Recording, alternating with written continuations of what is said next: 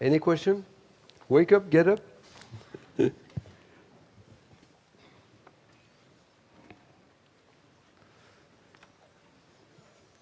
There is one. Someone just has to start, and then Yeah, they'll flow. thanks. I wanted to ask about the climate ribbon in Miami, and is it actually being air conditioned in the end? No. And I know that Carnegie Mellon did a peer study on the climate ribbon. Did a peer review of it. Yeah. No, there's no air conditioning. So it'll be an open air. It's completely open air. Just fabulous. It collects the breeze, the sea breeze, the trade winds that come off the ocean. And we know that they happen, comes from the south of east in the summer when it's hot. And that's when you want the breeze. It's very consistent. And, but it was indeed, no air conditioning.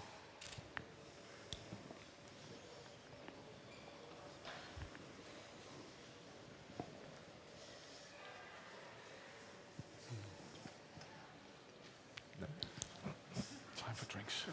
Yeah. Well, I guess we did a good job, We explained everything. Time for drinks.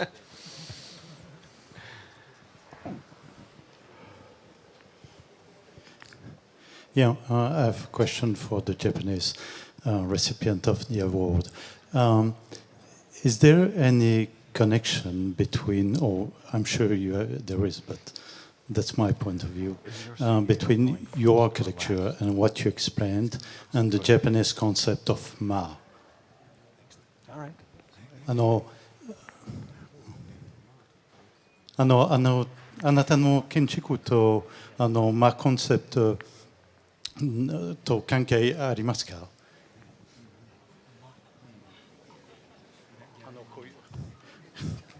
そう。なぜならば火の I should say it in English, sorry, because otherwise you should have to translate. What's making me thinking about a link between your architecture or your approach and the concept of Ma is mainly the relation with the light.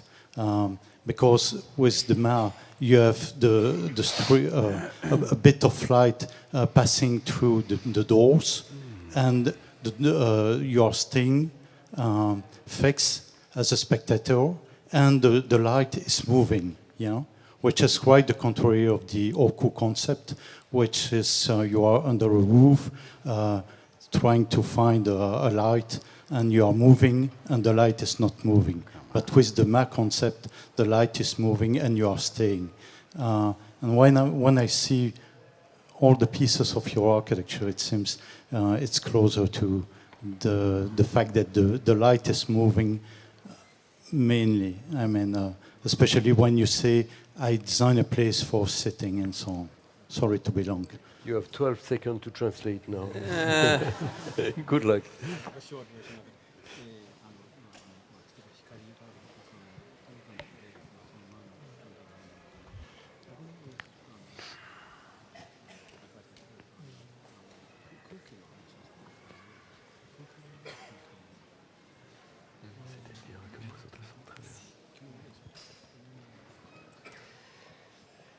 Mm.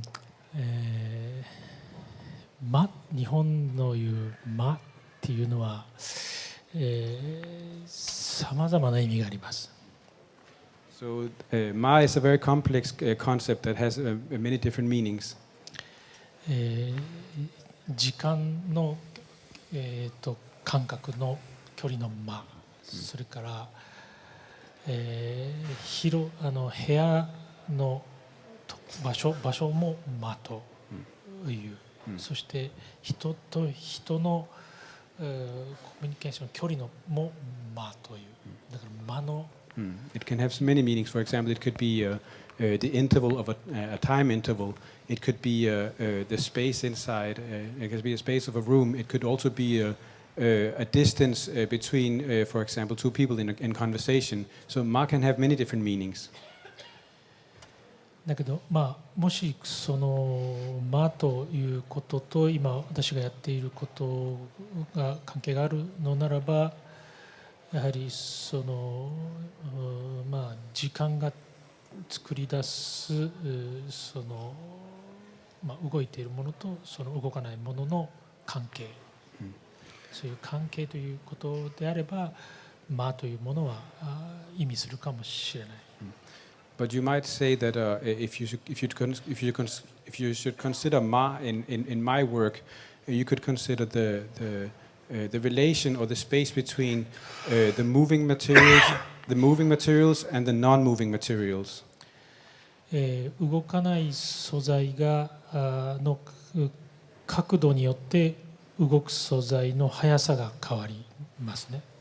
So, for example, if you consider the non-moving materials, their angles, for example, can change the movements of the moving materials. すなわち両方のいろんなものの相手との関係でさまざまなものがこう常に動いていくという意味では、動く素材と動かない素材のその間というものはとても重要にしていると思います。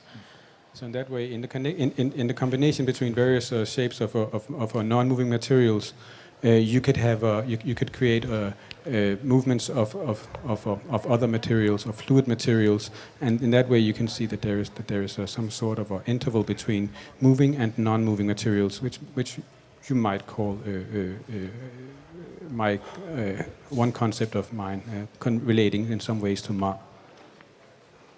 そんな感じですかね。I think might be if that's an answer. Yeah. Thank you very much. Thank you. Arigato. One last question? Last question. Maybe it's more a remark than a question. My name is Sibo Arbeek. I organized several architectural prizes for the Ministry of Education in Holland. And about 10 years ago, there was a lot of criticism that architecture was more about form and less about technique. But I think hearing all the stories of today and seeing the impressions, that the impression of Leonardo da Vinci as a l'uomo universalis is back in architecture, because you have to be acquainted with metics, with BIM, with circular, with ecosystems, etc. So, do you consider the architect as a l'uomo universalis again? Who will try to answer that one? Good. Yeah, I think. I'll have a go. I think Leonardo da Vinci obviously is an incredible model.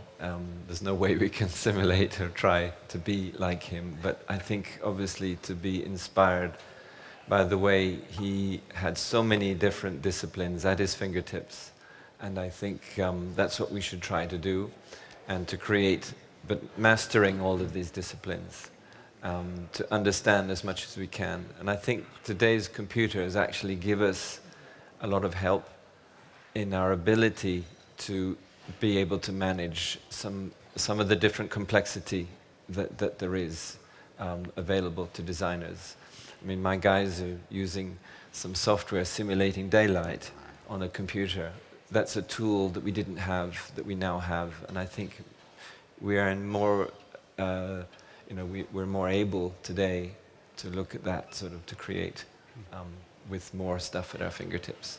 It's an interesting observation. Thank you. And I've been pushed to accept one last question, so you are very privileged, and please go ahead. Thank you.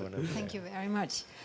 I just had a thought that all this knowledge we have learned and all the people with the knowledge we have here, how can we use it for the environment in the future in order to reach out the hand for all the young people that are expecting that we are doing a lot more for the environment in the future? Well, I'll let the others reply as well, but I think the first thing is awareness, is that everybody, as designers, as clients, as everybody involved in the building process, are aware of the issues of the climate. I think a lot of what we try to do is draw attention to the natural forces, say, look, let's not forget light, let's not forget the wind, let's not forget the sun, be aware of the environment. So that's my part of the response to that, but I'll let my colleagues, and it's a very, very absolutely critical question. I think the key is to show what's possible at the leading edge and push ahead of what regulation requires. And once you show what's possible in design, then the regulations can follow and make it more widespread. But I think you need to have some level of governmental involvement in order to standardize building design in the direction it needs to go. But that's a very good question. Thank you. Thank you, Lars, for having brought these very prestigious speakers and for the contribution made by the Velux Foundation. And I like this conclusion to say I think it will help the environment if we bring more daylight and fresh air. I know a few companies who could help if wished. So thank you very much, all of you. Thanks.